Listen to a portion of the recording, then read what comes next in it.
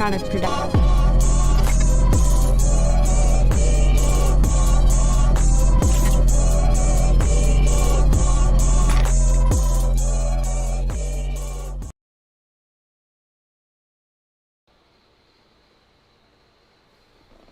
Welcome to DEMOCREPUBLIX, where we cover the real news that matters to we the people. I meant to get on a little earlier, but I was having audio problems. I had to reboot my entire computer, so that took a while.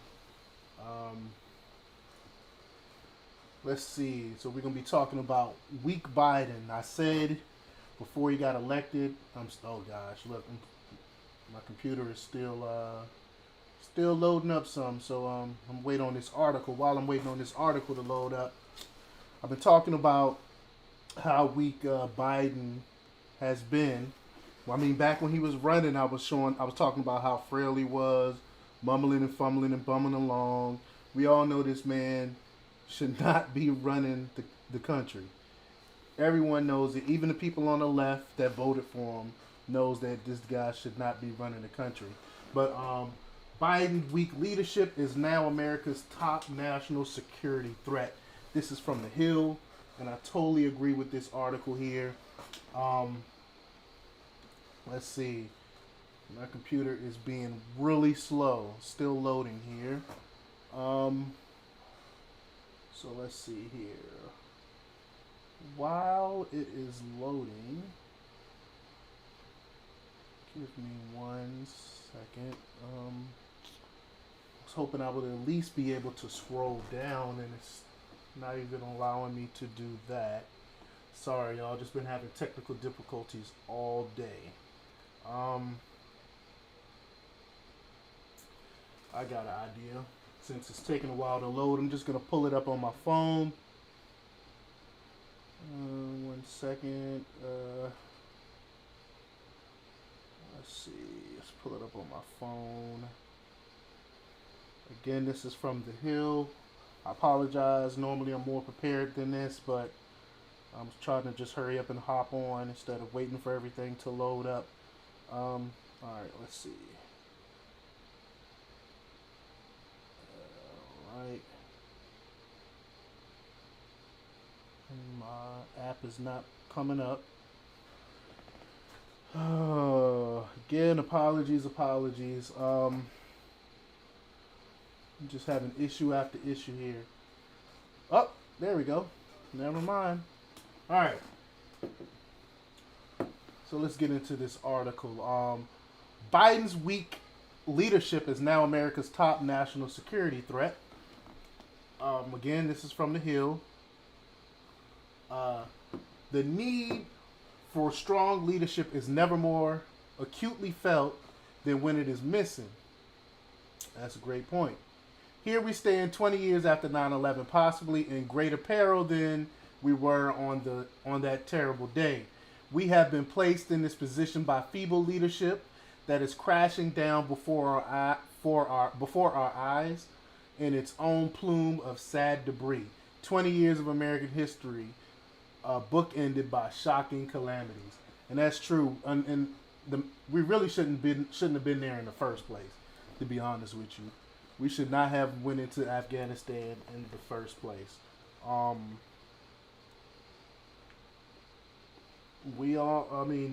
Everyone know that I don't think Afghanistan, you can fact check me on it, but I don't think Afghanistan has ever lost any type of war, not against the Russians or anyone, because of the terrain. It's really bad in the winter times.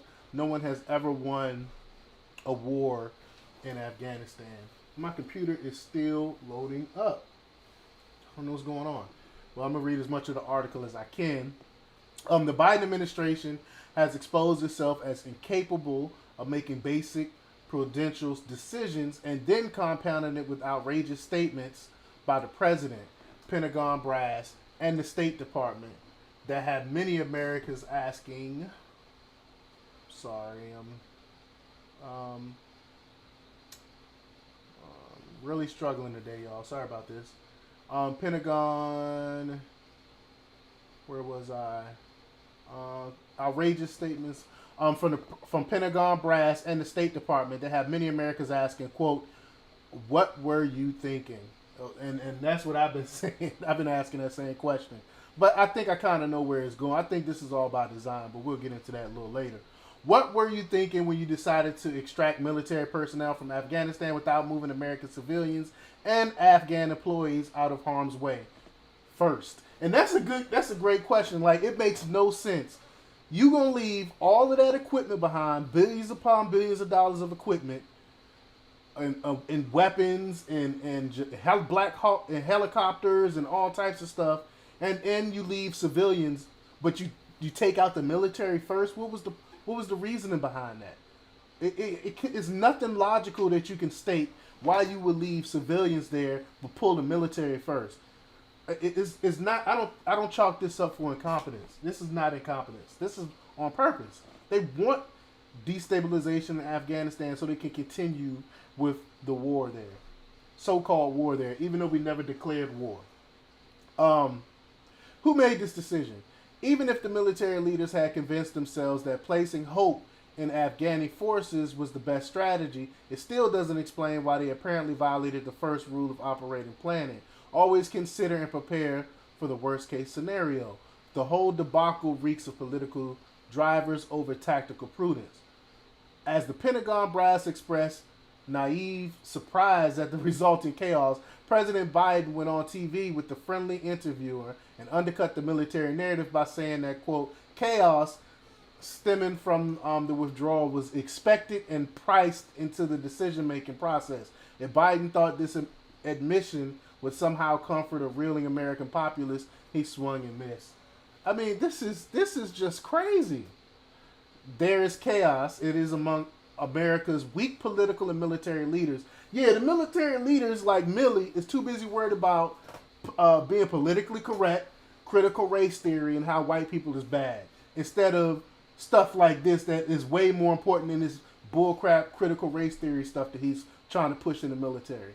This is crazy.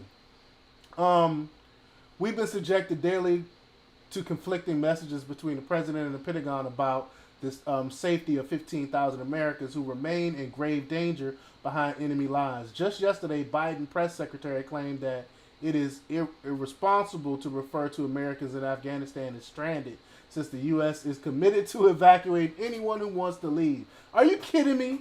All they have to do is make it through the Taliban checkpoints and get to the Kabul airport. This is the type of logic you get from, quote, leaders who are in over their heads. I mean, this is just crazy. I heard audio today. It hasn't been authenticated. I'm assuming this is authentic, but it was a lady that called from there, and she said it's like 20 checkpoints, and she was crying. She was like, she don't think she's gonna live. She don't think she can make it through these checkpoints. It was sad. It was a sad audio of this lady, and she was like, "Please help me, please come get me." It was tragic. It was tragic, and these people are stuck over there, and they're acting like, and they said, "Don't call it stranded." What do you call it then if you're in another country waiting on someone to come get you, and you got checkpoints from Taliban terrorists that you got to get through to get to the airport? If that's not stranded, what do you call it then? These are the people that is running our country. The State Department appears similarly irrational. State claims to have issued strongly worded statements to the Taliban, urging them, quote, in no uncertain terms to what, not behead people, not set homes on fire or publicly stone women. No, according to our State Department, it's more important that the Taliban create an inclusive government. Yes, and while you're at it, let's insist that the Taliban allow people to use preferred pronouns in restrooms of choice. I don't understand. What do they think they're doing? Like, how did they come up with this stuff? Who is advising the president? Who is coming up with this stuff? Because everything they doing is like they're purposely trying to set this whole thing up for failure. That's what it seems like. If that's the only conclusion you can draw from all of this. The Biden administration has handed the Taliban dangerous leverage, and they are taking advantage of it now, feeling confident enough to threaten consequences if the U.S. does not completely from withdraw from Afghanistan by August 31st. And I actually have I have an article pertaining to that too, which doesn't make sense. So, what are you gonna do if you can't get everyone out by the 31st? Is that it? You're just gonna leave them there? So I don't understand. What are you gonna do? Because they said they're committed to leaving by the 31st now, and like I said, I'll go over that in a second. But so what if you can't get everyone out by the 31st? What is it? They're Afghanis now. Our Americans are just stuck and have to become Afghanistans now. Afghanistans? What do you call it? Afghans. Sorry.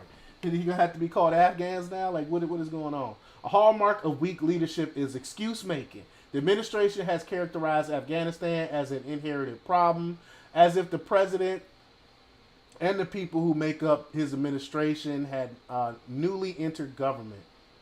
In fact, many key decision makers are familiar faces who have been in and out of government revolving door over the past 20 years, depending on which party was in charge. They share in the perpetuation of our longest conflict. They inherited their own mess. That's true. That's true for Biden. He voted to go in there in the first place. This is his war.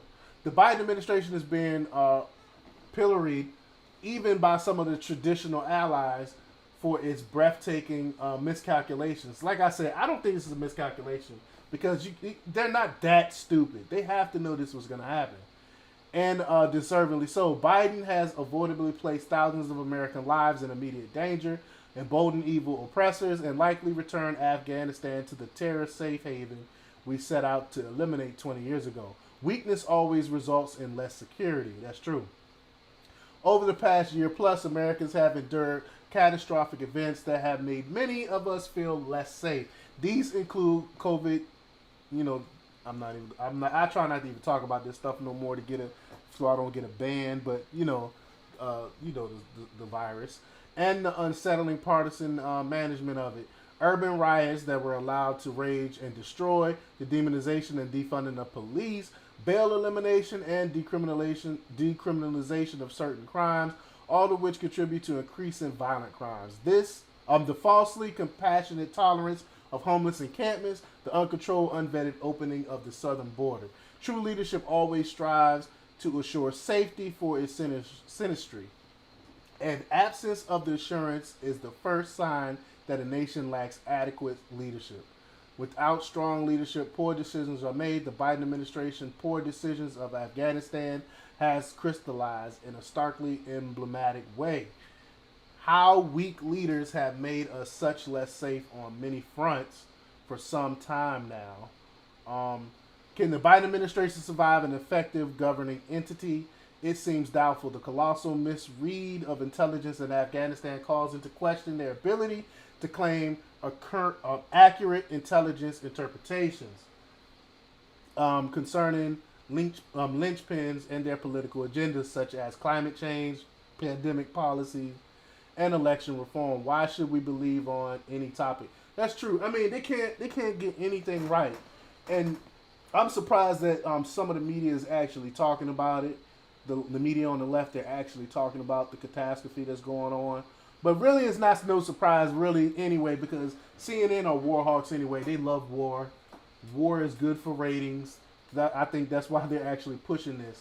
I'm super surprised that they're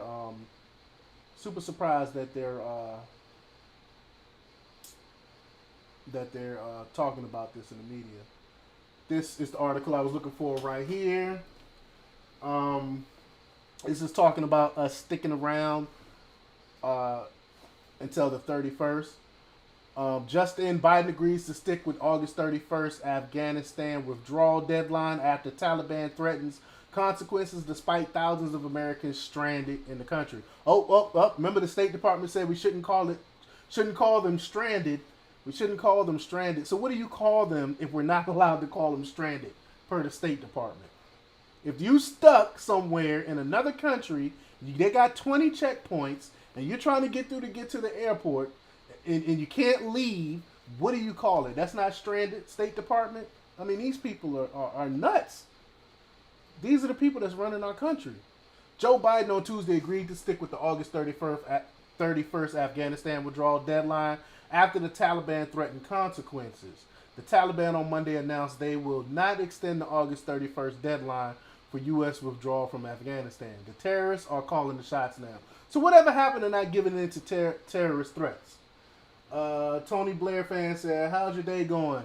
It's going pretty good, Tony Blair fan. It's going pretty good, other than our country being imploded by our senile commander-in-chief.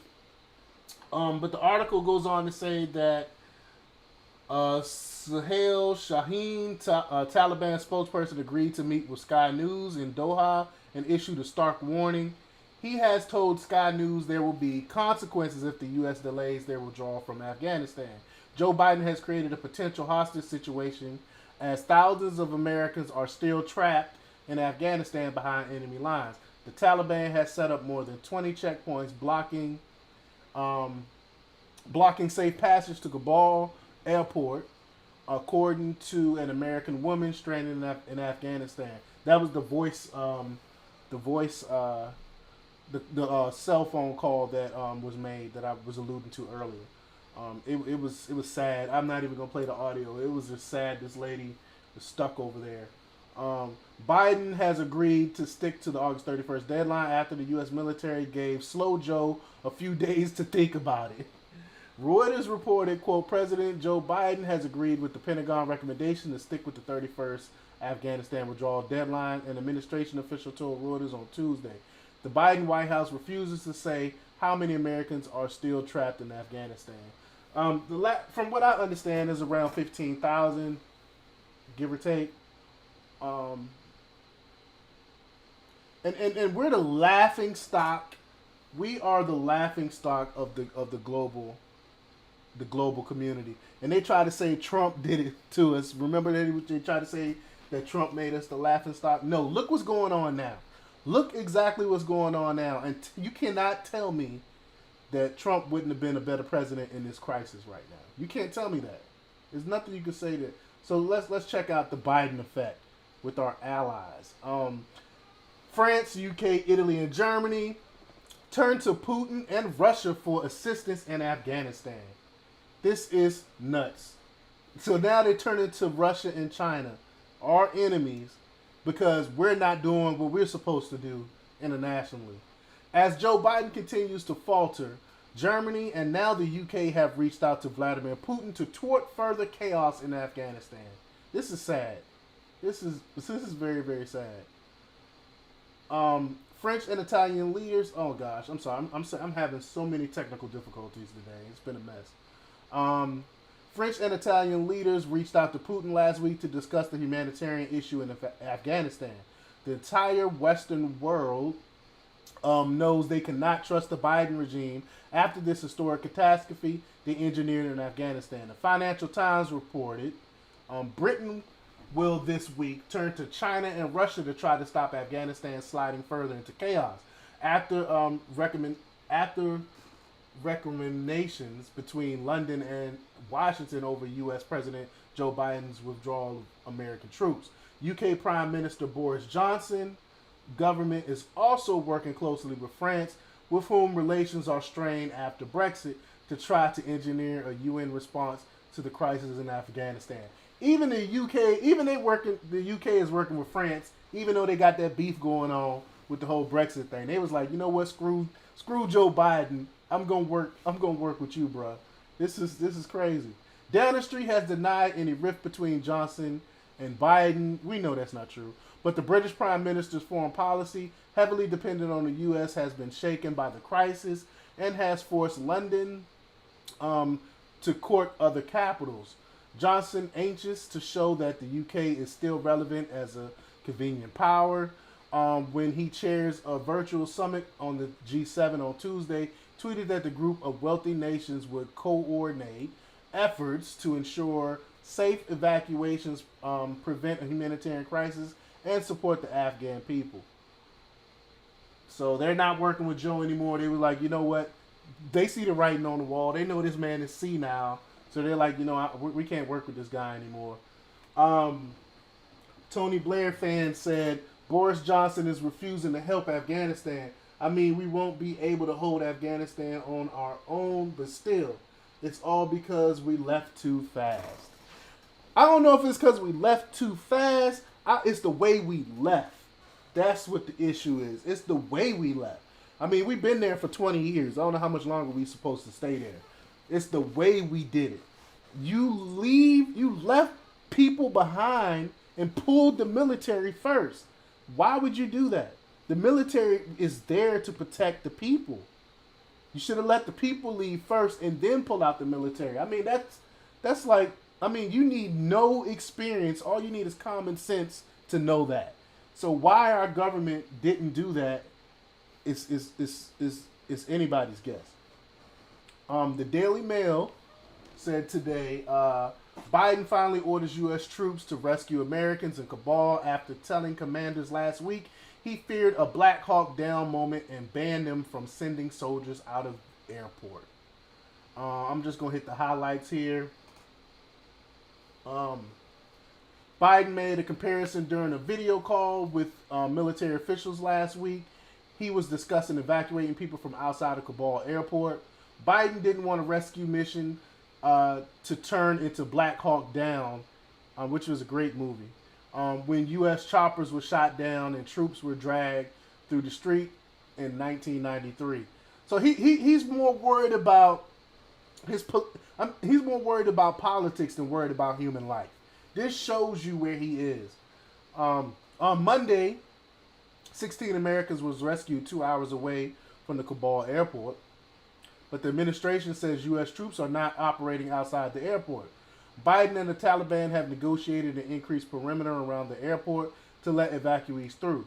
The U.S. military has evacuated 48,000 people from Kabul since August 14th. But they won't say how many of the 48,000 are actually Americans. It's a small fraction from what I understand. Tony Blair fan says, I think we could have stayed longer. We had a firm lid on things. We kind of had to hold on things. I think Biden had good intentions. He's a smart man, but I think it was our responsibility to have a staged withdrawal. You giving Biden more credit than I do. Biden, I'm telling you, they always said Biden was one of the dumbest people in government. He plagiarized people's stuff. He stole someone's total speech and said it was his own. And even back in the guys, and it was one of you people, it's from someone from the UK. I can't remember who, but he took the guy's speech, and the guy even in his speech talked about him growing up and stuff like that. He even stole that part of the speech. Like, Biden is an idiot. You giving him way more credit than what I am. Neil Canucks. Yeah, that's it. That's his name.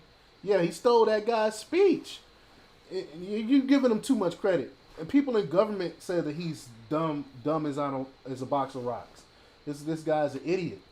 So they can manipulate Biden like that and have him do stupid stuff like this. I mean, common sense would tell you to let the people leave first before you pull the military. Why would you pull the military first if it's not for any other thing other than political reasons? You pulled the military first just so you can say we got the military out of there. That's why he did it like that. It has nothing to do with saving people's lives. This was all political. Or that's the one thing. It was political. He's an idiot. Or he did this on purpose so we could continue the war in Afghanistan and stay in there perpetually. Tony Blair says, I know, but I still think you can't be a long-term senator, 8-year vice president, and a commander-in-chief without having at least way above average intelligence, in my opinion. This man never had any other job other than politics.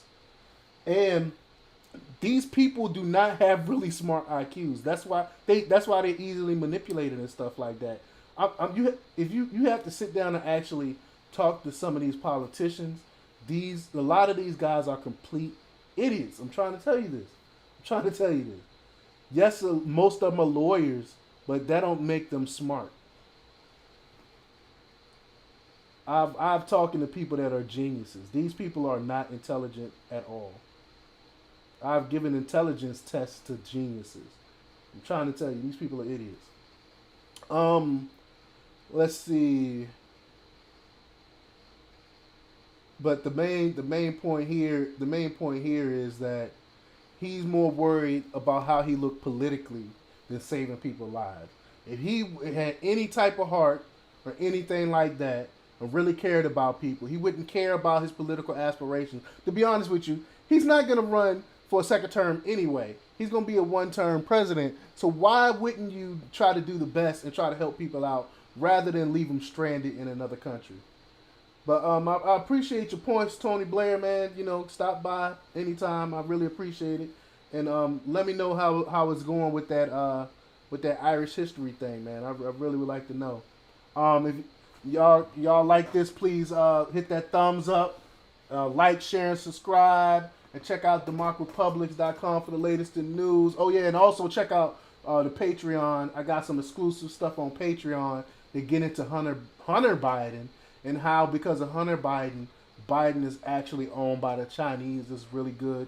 Check that out. Sign up for Patreon.